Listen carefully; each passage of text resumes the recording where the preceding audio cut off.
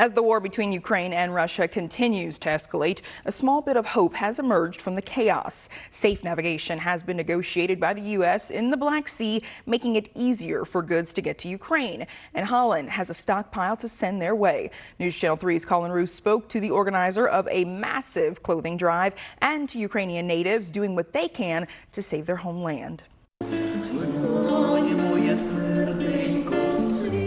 Jean and Nina Tritenichenko play to keep their culture alive. The two lived in Ukraine under Soviet rule before moving to the United States, and since then have made it their mission to bring their culture across the Atlantic Ocean. They say when they first moved here 26 years ago, many people didn't know Ukraine was its own nation. They say, oh, it's in Russia. We say, no, it's not Russia, it's Ukraine. It's a different country. You know, we have different language and we have different culture. Now in 2025, their native country is fighting to retain that independence, and a West Michigan group is helping them hold the line. Holland-based Nourished Hearts is wrapping up its first clothing drive since the war began, thanks to the Black Sea deal agreed upon in March.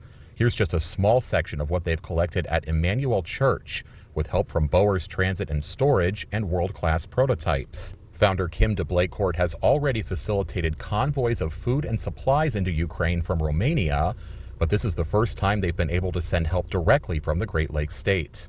Our youngest is adopted from Ukraine, and we saw the children in need there. She says the spring and summer attire will be sent out as soon as possible, with a special focus on children's clothing. The winter clothes will be saved for a shipment in the fall, when they're planning what will hopefully be a post-war event. We're hoping that it's going to be celebrating peace in Ukraine, and if not, it will probably be a fundraiser. For Nina Tritenichenko, who is on the board of Nourished Hearts, the effort brings them peace as they hear of the nightly destruction in Kyiv. In the meantime, they do what they can to help Michigan Ukrainians get back on their feet and spread the word about the culture under attack. We have poetry, we have artists, we have music, we have beautiful folk music. We have a lot to share with people. We're praying. What else can we do? Now you can find out more about what Nourished Hearts does through a link on our website, that's WWMT.com. They say this drive pulled in about 4 times what they were expecting. In Holland, Colin Roos, News Channel 3.